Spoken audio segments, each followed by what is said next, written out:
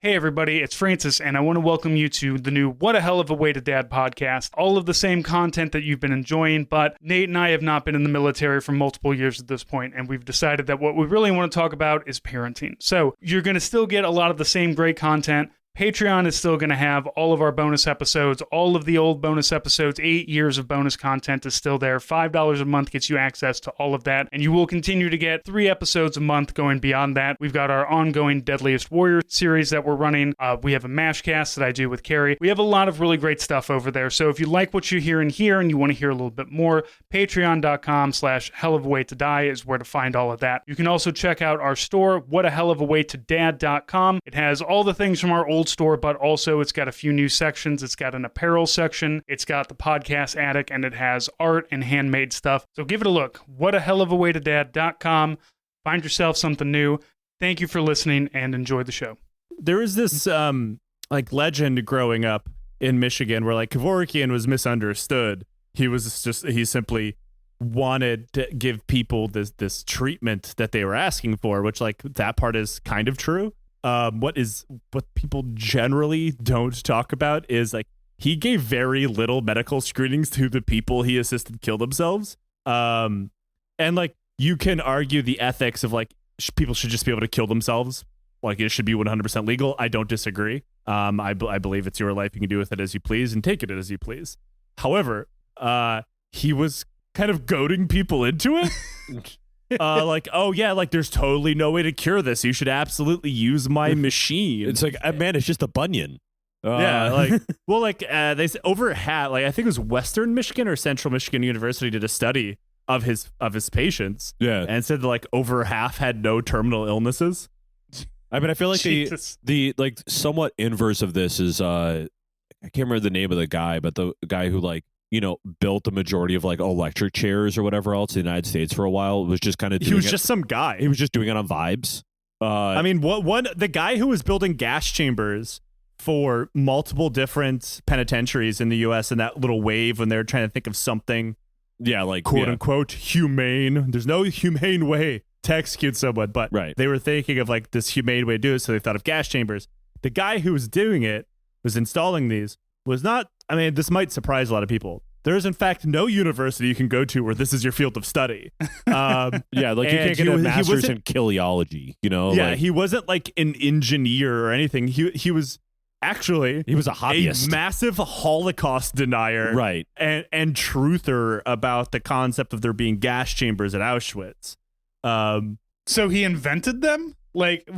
Yeah, it's this weird duality. It was no, gas chambers didn't exist at Auschwitz. They wouldn't be able to kill that many people. Is how we did a whole episode of it on Lions Led by Donkeys years ago. But his flip side of that was I'll build one that works. Also, again, he was just some guy. Yeah. Hitler didn't create gas chambers. I created gas chambers. It's my patent. Hitler was copying me. And he like the electric chair guy, just some guy.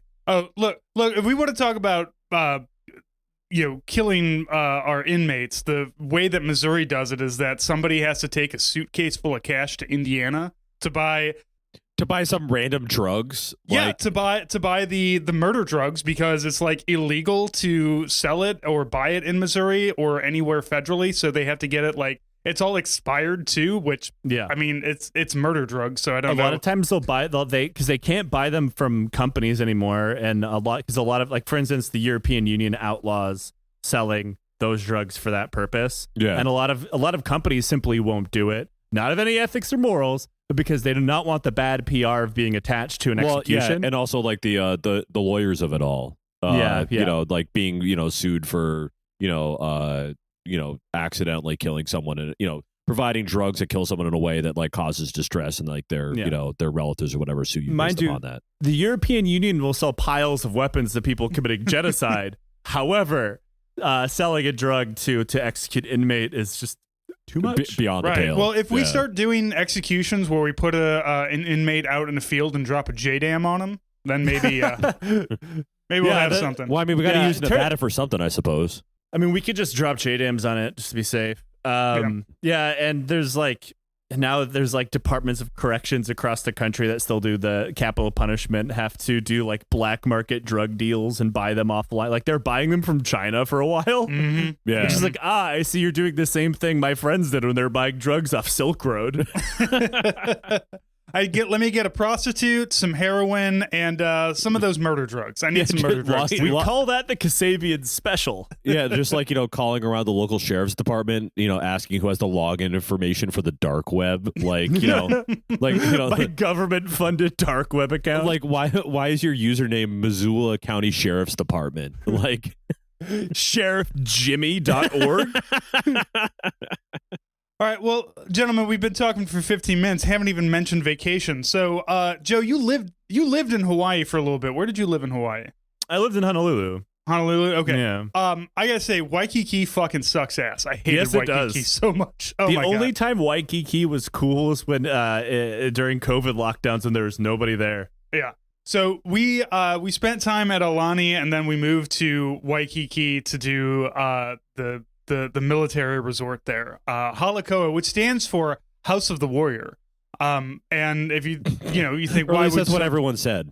Yeah, cool. That's what they told the white guys when they were building it. Look, here it is. Yeah. Downtown Waikiki for $189 a night. Not too bad though. Yeah, So, if you want to stay in Waikiki, which isn't a city, Waikiki is a tourist strip full of overpriced shops. Waikiki is just part of Honolulu.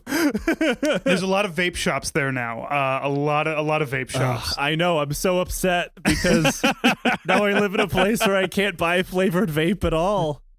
So the time that we spent in Waikiki was interesting because at the time there was also an active strike line happening at the Waikiki Hilton, which was like, oh yeah, Unite Here, right? Yeah. Yeah. So while the strike was going, and they were very loud, which good. You should. Yeah, be. You can't fuck with the tourism or the hotelier unions in Honolulu. You just cannot fuck with them. Or Hilton- anywhere. They're Hilton has real, been- they're real fucking Hilton loud. has been doing it for like 2 months now. These Yeah. people have been They've very actively striking for 2 months. Yeah, all across the country actually. Oh, good. Yeah. So so my daughter was just like, we had a nice little balcony that you could sit out on, and they were nice. They had quiet hours from like 8 to from 10 o'clock at night to about 8 in the morning. They didn't have the bullhorns going. But my daughter was just like, oh, they're so loud. And I said, well, they're striking because they're not getting enough money, and their bosses aren't paying them what they feel like they should be paid. And God bless my daughter. Like, I worry about her because like for a long time she wanted to be a cop, but it's only because she has a very hard sense of right and wrong, and because she reads books. Her understanding of cops are good. They do good things. They help people out, which of course they don't. Yeah, sure. It's just kid stuff. Right. So she wanted to go and join the strike line itself as well. She was just like, can we go down there? I said, well, I am on vacation, so let's pump the brakes on that. We'll honk the horn when we go by and wave at them. But we have gotten her she wanted to be a cop, and then she wanted to be a detective, and we had to tell her, well, to be a detective, you have to be a cop first. So now she wants to be a lawyer. So we're getting closer and closer to a normal person job. But if you want, How old is she? she's 9. Yeah. You got time. Yeah, Yeah, I was I know. gonna say, Francis, at some point I'll come visit you down in St. Louis, and I'll just like I'll have a heart to heart with your daughter about why being a lawyer is miserable and no one should ever do it. And hopefully that'll just hopefully seeing how dead my eyes are will kind of just help her realize that that's not the career path she wants to go down. She's gonna love the neck tattoos, though. I have no career advice for anybody. Start a podcast, I guess, at a very specific time and date. Become a historian. Shit. Be a school teacher. Fuck. Start a podcast. Paramedic? Ah, god damn it. Move to Europe, but the long way around. Getting to Europe like a shipwreck, like a shipwrecked trader who like lands and thinks he's in like India or something. Yeah, I mean, Joe, remember that episode you did a while back about that German crew that eventually ended up in like Turkey? Yeah. Yeah. Did that resonate for you? Just like just traveling. I joined the war to fight the Nazis, and now I'm riding a camel for some reason. Now whenever I see planes, like I have a horrible feeling. I am so sick of traveling. But like we're talking about vacations, and literally I don't want to think about going anywhere. The only place I'm kind of sort of like, I'm excited. We have a live show coming up in Belfast. I'm not excited about flying to Belfast. I'm excited about being there. I mean, it's got to be like 2 hours? Not even. I was going to say, it's got to be no time. It doesn't matter, man. I could fly for 30 fucking minutes. I'm going to bitch and complain about it all day now. Well, so speaking about flying and specifically childhood vacations, like we are all like, Joe, did you fly as a kid? No, the first time I flew was to basic training when I was 17. What about you, Francis? I took an airplane once to Kansas City, and then my next flight was again going to basic training. Wait, so that might mean that in Missouri? Yes. So it actually, I got to do it as an unaccompanied minor, which was very fun. My parents, and this is pre 9/11, so you could get away with a lot of stuff back then. My parents put me on the airplane. They're like, look, we're gonna drive. I don't know, flying to Kansas City is not.